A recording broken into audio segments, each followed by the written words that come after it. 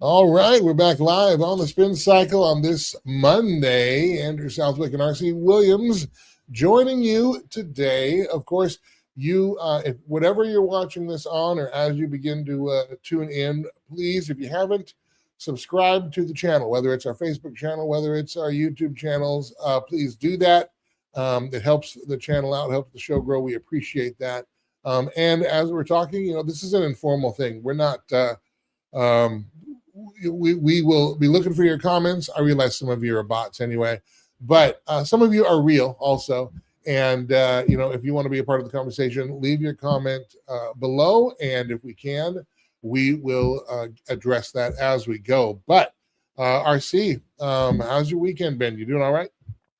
Doing great, man. So just making moves on the Watchman Action Network. What we're doing right now is getting it ready to go on socials. So you may occasionally see the Watchman Action Network 24/7 pop up on our Rumble channel, also our YouTube channel, and on X. So it's been a weekend full of goodies, Andrew, and just we're excited about the network. And we've talked about this offline, but I think our family's our family watching, and we have some really exciting plans on what we're able to create based on our ability to do what we need to do with our own network. So we're really excited about what's coming for people here in the near future with the Watchman Action Network, what that means for the Spin Cycle, for Culture Crossroads, for all of us, and some great content creators that are actually going to join us on this journey for the kingdom. Super. Well, let's get into it today, man. First story right here. Oh, I took it off the stage. I meant to bring it on the stage. There it There it is. is. That's the wrong layout. Of course it would be. There we go.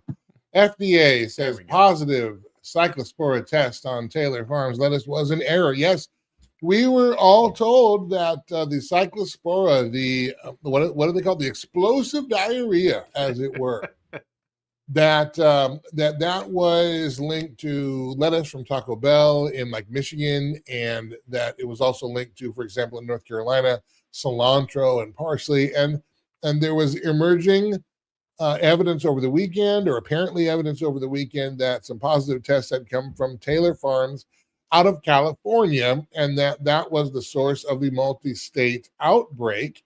The Food and Drug Administration, this from the article, said the error was identified after its experts reviewed the sample from Taylor Farms, which had earlier removed all iceberg lettuce sourced from central Mexico from the U.S. market. It means there are no confirmed positive sample results for the infection, which causes explosive diarrhea tied to the recent outbreak, which has sickened thousands of Americans. A spokesperson for Taylor Farms said the FDA had apologized to us, quote unquote, and the company remains, quote, committed to working with public health authorities. Okay, RC, we got cyclospora. It's got to come from somewhere. And again, this is because they're getting fecal matter in the water and then spraying it on the crops. This is happening somewhere, and it's getting into our food supply. What the heck?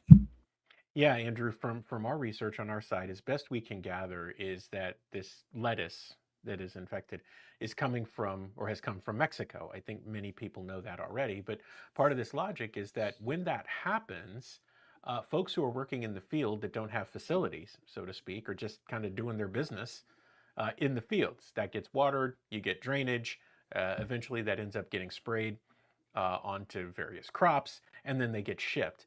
Unsanitary conditions will get you each and every time. As many folks who watch the show know, Juliana and I are huge fans of the History Channel, and you watch some of these, The Food That Built America, or the Men That Built America, and you see what things were like, 100 years ago. There was actually a story last night about how in New York City, when a horse fell in the street and was sick or ill or whatever and died, they would actually leave it there to start to decompose because it was easier to saw it into pieces and get it off the street. Well, as you can imagine, when you do something like that, viruses, bacteria, sickness is going to spread like crazy. So when you have a situation like you potentially have in Mexico, it's very easy to see how that happens. And Andrew, we talked about this last week, and we were ragging pretty hard on the CDC. I don't think it's fair that we don't also rag on the FDA, in addition to the CDC, about what happened. I mean, again, do false tests and false positives happen? Sure. I think my concern remains the same as it did last week: is who's manning who's at the helm here? Earl Nightingale said long ago that if you were on a ship and you went up to the captain and said, "Hey, where are we headed? What's your port of call?" He would know exactly where he was going, exactly how he was going to get there, and be pretty close to the time that he was going to get there. That's good stewardship. And I wonder, even in a world that moves fast paced with basically endless resources, how can we not get this pinpoint when your entire job is to do that exact thing? I mean, that really gives me pause.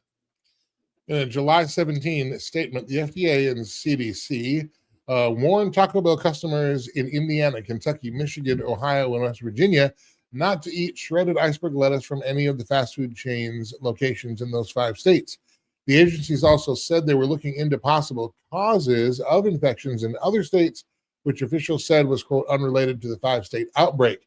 The statement identified a single supplier, Taylor Farms de Mexico, which provided shredded lettuce used by Taco Bell locations where sick people ate before becoming ill. Taylor Farm said it had voluntarily recalled all iceberg lettuce sourced from central Mexico out of an abundance of caution based on the FDA's initial information, and they said they had stopped using the affected lettuce indefinitely. And of course, there's your cyclosporiasis. Thank you very much. There's the map of where it is laid out over the U.S. So I guess if you want to eat lettuce, it might be a good time to go to North or South Dakota or possibly Montana for that Crunch Wrap Supreme. So Now, Andrew, yeah, sorry, just 1 second here on yeah. this. So this is important, right? If we know that it's iceberg lettuce that came from Taylor Farms out of Mexico, are are they only supplying Taco Bell? Right? That's But the question but I have.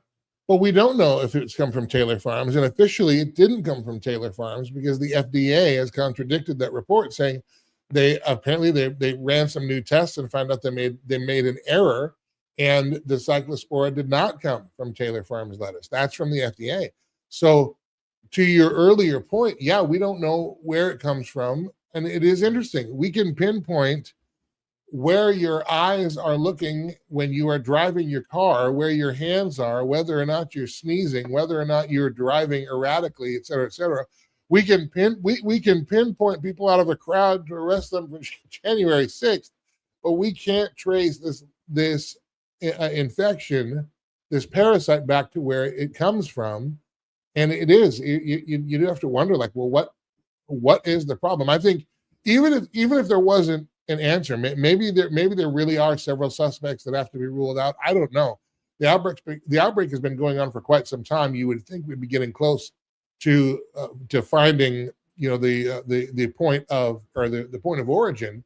But Sure. even if there is some confusion, you would think that the FDA or the CDC would have some kind of update to let us know that, because again, we already think, man, America, we are so skeptical of all of our rulers and all of our institutions.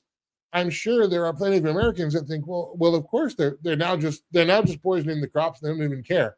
I mean, I'm not making that assertion, but you got to know that people are like, well, of course they would. They put Yeah. poison in our food anyway with the chemicals. Why not just spray some fecal matter on it for good measure?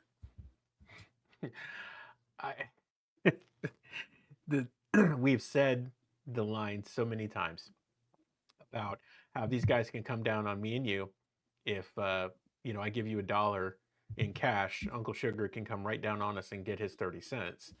That they can do all of these things, or pick someone out from January 6th, or pinpoint something else, or get it really wrong with a flock camera. Yet, when it comes to something like this, a job that actually needs to be done, they're like Scooby Doo. I mean, that's the response that we get, and I guess, Andrew, what we have to do, like we've done with mass shootings and everything like that, is we just have to keep asking the obvious questions, already knowing the answer. But I guess we just have to keep putting it into the ether so that the algorithms will actually pick it up. And maybe we need to reset it. It's like, um, problem solved as to why the FDA can't do their job. Here it is. Like, do we have Mhm. to like jazz it up for the algorithms? So they're like, oh, people should pay attention to that. It's sad, Andrew, because I then roll back my mind to COVID and how the people who are running things now were probably still around to some degree then, and just made this endless series of bad decisions or paid decisions that impacted the average everyday person in many instances in the most negative way possible. There are still people and things that have not recovered from that insanity, including our federal budget. Um, I just, it should give people pause because Congress creates these things, these agencies, right? And they do it so that they can get things done that they can't do. And then you start to ask yourself, then, well, who runs the bureaucratic process? Because obviously Congress isn't paying attention, and they probably won't for a couple more weeks until they decide to come back to work and maybe bring somebody up on Capitol Hill that will basically read a canned statement from a PR firm that's probably getting money from the government, and then it'll all go away. This is the ongoing frustration, Andrew, and why the spin cycle is so important, because we have to talk about this stuff literally every day for it to stick, for somebody to say, oh, wait a minute. Um, that doesn't sound good. I should probably do something about that. So get to it. Get to it, Yeah. everybody. Well, I guess we're still waiting to find out where the Cyclospora is coming from. Apparently, it's not Taylor Farms. That's the official line today. We'll see what it is tomorrow.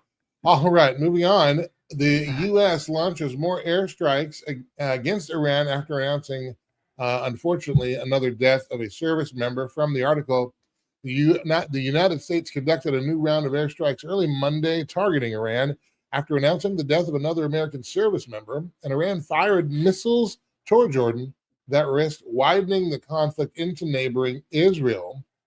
Step by step, the U.S. and Iran have inched closer to an all-out war, as last month's interim deal meant to permanently end the fighting has crumbled. That deal lasted about 3.5 seconds. I have had. No, I'm not even going to. Never mind. I'll just keep going. The fighting is crumbling, and shipping traffic in the Strait of Hormuz has largely stalled. So the stuff that was working before is not working now. Both sides have targeted civilian infrastructure relied on by millions of people, while benchmark Brent crude rose Monday to above $90 a barrel, further fueling a global energy crisis sparked by conflict. President Donald Trump said, "We hit them very hard again tonight, and we did that in honor of the soldiers killed." Again, a ninth night of Iran strikes. So, is there any end in sight here to our war that's not a war in Iran? And I'm still looking again. What are we there for again? How do we know when we win? Andrew, we are in now towards the end of the 13th round in a 15-round heavyweight fight, and we've let the bum hang around, which is why we're in the 13th round. And we're taking shots, but we just can't seem to knock them out and end this thing. They just keep coming back. We give them a door, whatever. It's like we keep going in this cycle. Now, I'm going to share this. I will not share the person's name, but yesterday I had a very enlightening conversation with someone who has an intimate understanding of what happens outside of the United States. And these are things that we inherently knew, Andrew. We've talked about them on the show. But what was shared with me around this in particular is really important. People believe that President Trump and the administration are having an impact on Iran. But what they forget is that a black market for Iranian oil has been around really since 1976. So one of the reasons that Iran isn't hurting as bad as people think they should be is because there's an entire global black market or shadow market for their oil, China being the most obvious of the destinations, and they're always going to help to rebuild infrastructure, whatever they need, so that oil continues to flow. But believe it or not, one of the other big importers of that oil is Japan. So that's part one. So understand that we can do this, and then you start to ask yourself how much of it is performative. And it's sad when I say that, because American soldiers are actually losing their lives. Like, here we go again. So let's bomb them harder because we made bad strategic decisions and we underestimated our enemy, which I think is part of what's going on here, which is really hard to admit in leadership. But if you don't, then you never solve the problem. But I digress. And of course, the Strait of Hormuz remains a key, to this conflict. Trump threatened to target Iran's power stations and bridges to try to compel Tehran to loosen its hold on the Strait of Hormuz, which saw 1/5 of the global oil supplies transit before the war. Recent attacks suggest the U.S. military is now carrying out that plan. The U.S. in the past week reimposed a naval blockade on Iranian ports to halt its shipments of crude oil. The military on Saturday said it had redirected 6 ships and disabled 1 since then. Now, the halfway point has passed in the 60 days since the deal set out to negotiate the permanent end of the war and other issues. including Iran's nuclear program. Okay, so the 60-day thing, that goes back to the War Powers Act. So the president has initiated hostilities in another country. He does not, and did not, and is not pursuing congressional authority to declare war. And of course, our Congress hasn't officially declared a war since World War II. We've just had 80 wars that were not congressionally authorized. You can do with that information what you will, but there is a 60-day window in which the president has to inform Congress, make his case, and then declare war. The end of the first 60-day window, and then we had the memorandum of understanding, which is that permanent, quote unquote, permanent deal that is being talked about in the article. That deal, of course, then reset the 60-day clock. So now we're in the middle of a new 60-day clock. And I would imagine, wouldn't you, RC, that there's some other deal coming in 30 days that will last about 3 minutes, and we'll be right back here a couple of months from now. Yeah, I mean, look, it's like the gift that keeps on giving, or the grift that keeps on grifting, because you also have to ask yourself the obvious question. War is always good for business, and as Gerald Celente always says, when all else fails, you take them to war. Here's the other thing that I picked up yesterday, Andrew. A lot of people, BRICS has kind of floated its way out of the news.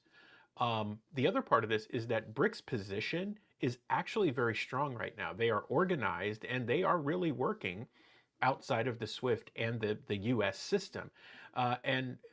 According to my source, the Trump administration absolutely hates it, to the point where they're trying to apply the traditional pressure. This is one of the challenges I think you have with Peter Navarro and others in that class advising the president on these things, because they're basically partying like it's 1989. Let's put some tariffs on them. Let's give them the heavy hand. Well, we don't have the heavy hand anymore, and you can't control all the outcomes. You get frustrated. Here's the deal, in my understanding, directly from someone who deals with this on a daily basis, is that BRICS is strong, and they're simply trading and working outside of any system that the US can get their hands on. Therefore, Iran continues to generate revenue, get resupplied, able to fortify themselves, I guess, as best they can. And you just kind of end up in this stalemate. So I think people have just kind of forgotten about BRICS. It doesn't really get talked about much in the US news anymore. But you should be paying attention to what's going on outside of the bubble that you're in. Here's the thing, Andrew. Is it a battle that can be won? Sure. But I go back to your question, why are we actually there? Apparently, we did what we were supposed to do. Why are we still doing this? And whatever we're doing, isn't our goal to actually get in, do what we got to do, and get out as expeditiously as possible? Now, credit to George Bush Sr., who I rarely give credit to. When he dealt with Desert Storm, it got dealt with, right? I mean, it was one of the most hilarious things is when the Minister of Information for Iraq was saying, "Oh, the Americans will never get here," and you can see him in the back. You know, I mean, it's like, but he handled business, okay? I don't know what's going on here beyond that, because there's just some intelligence we don't have access to. But if you're not willing to pose the question about how the world's strongest military can't deliver a knockout blow in an efficient way and restore order, then what are we doing, right? This isn't a monarchy. It's not a dictatorship. It's a constitutional republic, and we have a right to ask those who we send to represent us what they're doing and why they're doing it. Yeah, and we don't have that answer. I don't know that we will, at least for a little while. All right, last story here for this installment. Kentucky governor says he received 2 calls from agencies indicating that Senator Mitch McConnell had passed. This is a report from Saturday. Kentucky Governor Andy Beshear, first of all, we are not reporting that he has died. We're commenting on this article. Kentucky Governor Andy Beshear said this week he received 2 calls from agencies suggesting that Senator Mitch McConnell, the Republican from Kentucky, died while he was in the hospital. In an interview with Katie Couric uploaded to YouTube on Thursday, Beshear, who was a Democrat, did not specify which agencies called him with the news when the calls were made. In fact, this is a quote from the governor. "In fact, I've gotten 2 calls from different agencies, not state agencies, suggesting he's passed." Fox reached out for comment. I guess they haven't heard anything yet. Mitch McConnell has been hospitalized for nearly a month, and his office released a lengthy statement July 12th saying he was being treated for a fall that occurred in June. And a picture of him in a hospital bed alongside his wife has been released. And of course, you've seen it has been maimed to no end as we await word on what's going on with Mr. McConnell, Senator McConnell. So, RC, now there are no official reports that Mitch McConnell's passed away. For all we know, he's alive, and that's the assumption. That would be the anything to report today. But is there anything to this, or is Kentucky Bashir, do you think, trying to make some? I mean, I don't know what political gain he would have from making this kind of assertion. I'm not saying that it's true. I'm not sure what Bashir's end game is to even say that out loud. Yeah, Andrew, it's a good point. I mean, Governor Bashir, who's a Democrat and who I don't necessarily agree with, doesn't really gain anything from. Hold on, you froze up here. You froze up. Maybe go out and come back in. RC. Yeah, this is what happens. Hey man, this is live in real time, and I Am I back? Oh, hold on, wait. You're moving again. You're moving again, just like Mitch McConnell. We thought you were dead, but now you're alive, Mr. McConnell. All right. Okay, I'm back. Okay. Start over from the beginning. Yeah. So, Governor Bashir doesn't really gain much from this because he's actually in line for a presidential run. He's managed to become a Democrat governor in a heavily Republican state, and he seems to check all the boxes. So it is interesting to me that he would make a comment like that. But here's the other thing, Andrew, that's interesting. Mitch McConnell's office put out a statement that he's being treated, and that's fine. But how come, if the sitting governor of the state where the senator is from makes an inquiry, it doesn't matter whether Democrat or Republican, why would you not address that directly with the governor of the state? This is silly. Listen, if Mitch McConnell's being treated fine, but she should probably communicate with people and let them know that, in particular, the residents of the state of Kentucky, because that is their representative, right? And his vote is a vote that I guess matters within the structure. The fact that it comes out this way is a mess, Andrew. It's just this whole thing is a mess, and it's crazy to me. And I mean, he's a sitting senator, so the mystery surrounding his health, and of course, one of the reasons I think why it gets traction is he is 8,048 years old. I mean, he's not clearly not buying green bananas. He's not buying Tootsie Pops either. He doesn't have time for the 3 licks, right? So with that too, though, there are ramifications and effects from just not knowing his status, and not only for that seat, but as you mentioned, for his votes as well. If you're, I mean, what do you think is the point behind the shrouded in secrecy or the lack of detail from the McConnell camp? Andrew, I mean, the only logic here is that they're holding for some reason, because there's no other logical reason for this, right? It's like, what are you holding for? I believe that there are structures in Kentucky where the date of August 3rd is really important. And I think it's around Governor Bashir's powers in the event that he has to replace a senator. He gets a choice, I believe, in Kentucky. He can appoint whoever he wants. It can be a Democrat. But then after August 3rd, it has to go to an election. And I think that if something is wrong, this is probably what McConnell's camp or others are waiting for. But even if that's the case, I mean, come on, guys. Like, there is the public interest in this whole thing, and a sitting senator who is a senior member of the Senate, something as simple as his status is important. And look, if it's not favorable to you, whatever, but you can't. Anytime that we do this and we tribalize and pick a side, the thing that suffers each and every time is the Constitution of the United States, the integrity of the constitutional republic, and the Constitution and the governance of the state that's being affected. If we keep playing this game because our guy or our girl is winning, the thing that loses is the very thing that's going to protect you when the coin is flipped on the other side. People need to stop playing around with this and stop playing partisan politics, in all honesty. Look, if the guy's healthy, great. If he's not, great. We just need to get it dealt with. The through lines, all 3 stories that we talked about today is the lack of communication from our leaders. Correct. It really is. The Cyclospora outbreak, we don't have any communication as to what's going on. And the only thing that we did apparently is not true. But then we also, with the track record of the CDC and the FDA lying to us, we have to wonder if that's true, and what other ulterior motives there might be there.